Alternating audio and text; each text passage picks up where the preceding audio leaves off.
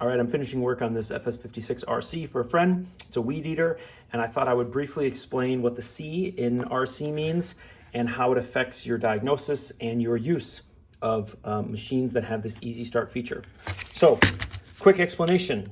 Normally, on an engine, you have this wheel, which is attached to a cord, and when the cord is all wound up and you pull the cord, you get this thing spinning. This thing intersects with the engine and gets the engine spinning nice and fast enough that the whole combustion process can start. And you have these spring-loaded pawls either on the machine or in the wheel, so that once the machine is running, this thing isn't spinning all day long, and that means you can save the money on bearings and all those sorts of things because this thing doesn't spin all the time. All right, so to keep you from rewinding this thing every time you start the engine, you have a spring in there, a spiral spring.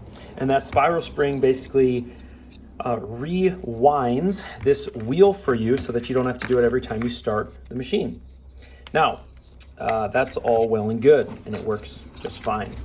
What manufacturers have done is they've added a second spring.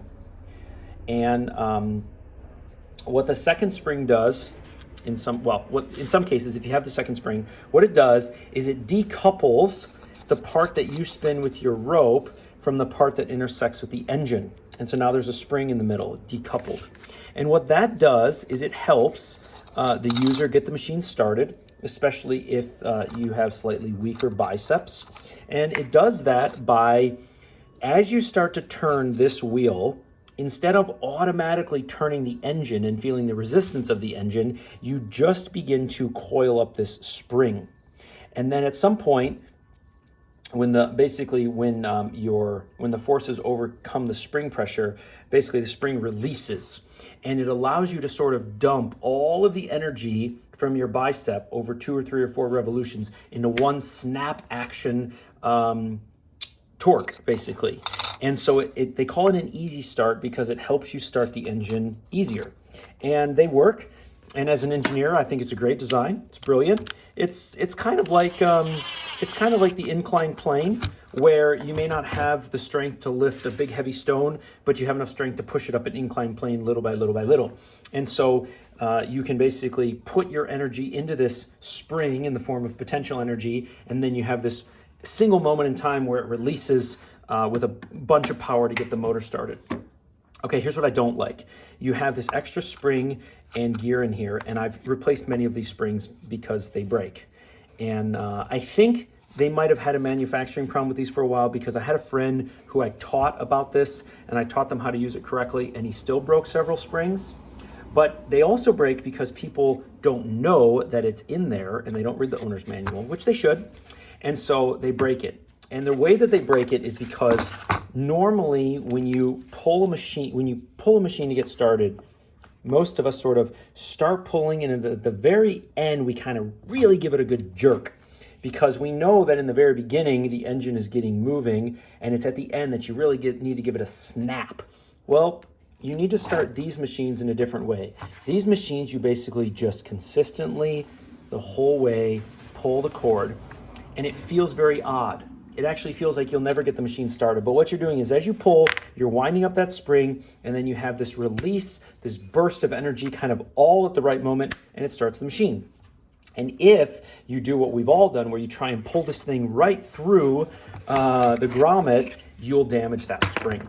So that's what I like, that's what I dislike. What you really need to do is you need to be aware that you've bought a machine with that feature. And if you don't know, you can feel it. Just pull the machine slowly, and if it seems like it pulls consistently, and then there's this snap action or this burst of energy that starts the machine, then you have one of these. And so you just want to be careful that you don't try and start the machine like we're used to, where you try and rip the cord out at the very end. Last thing I'll show you is how to rewind this. It's very easy. You'll notice that down in here you have this notch, and that notch is a little gift from the engineers. And what you do is you look at which direction this thing pulls when I pull the cord. Okay, so I'm gonna pull the cord out when I go to start the machine. Which way does this whole mechanism pull? And it pulls counterclockwise. That's the first piece of information you need to know. Then you reach in there and you grab the cord, and you put it in that little notch. You put it in the gift from the engineers, and you begin to wind counterclockwise, the same direction that the whole thing pulls. And after you've gone a couple revolutions, what you do is you reach in and you hold the wheel with your hand, and then you pull this through like this, and then you let the wheel and the spring suck back in some of the cord. So now you have a functioning mechanism. Now you have a ton of slack, and that's because you need to do that a couple more times. So you do it, let's say, 2 revolutions at a time maybe, or 3, something like that. If you try and do too many, it can often become too much, and then the whole thing will sort of slip out of your hands and you'll have to start all over.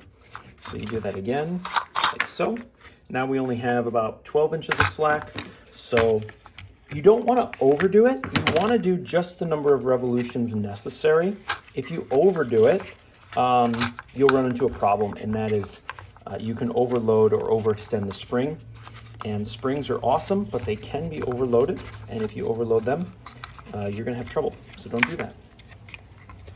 So you reach in there again. I'm sure my filming is world class. So you pull that around one more time. And now we're all the way in. Now this leaves a little something to be desired. This is a little slack. So I would do 1 more revolution and then you're done. You don't want to do 3 or 4 or 5 more revolutions because you're putting an unnecessary and high amount of tension on that spring and you can break it. So just get it to the point where it sucks it in and then do 1 more and you'll be all set. I hope that helps somebody. If not, if you hated it, give me a thumbs down. Go check out YouTube. There's all kinds of good information on there. Maybe you'll find something you do like. Take care, folks. All right, quick bonus footage. If you're not sure if you're working on a machine that has that, here's kind of one way to tell. As you begin to pull this out, it feels like you're not pulling on anything. It feels like real gummy. And then all of a sudden, it'll snap. So normally, if you were to pull this slowly, you're never going to start a machine, ever. But if you're doing this, and all of a sudden it starts, that's the best indicator that you're working on a machine with this feature, whether it's a Stihl or Husqvarna or Echo or some other brand. Whereas with a machine like this, which doesn't have that feature, every pull is kind of the same, just thump, thump, thump, thump. Whereas the other one, it feels like you're pulling through, peanut butter, and then all of a sudden there's a snap. Whereas this one doesn't do that. And you'll never start this machine by going so slow. So regardless of if you have the owner's manual or if you know the feature or not, again, on Stihls, they're gonna have the C on the end. Honestly, I don't know the rules for the other manufacturers off the top of my head, otherwise I'd tell them to you. But if you get that, if you can feel it like that, where it's real kind of gummy, what you're feeling is that spring coiling up, and then all of a sudden it snaps. So hopefully that's helpful, and take care, folks.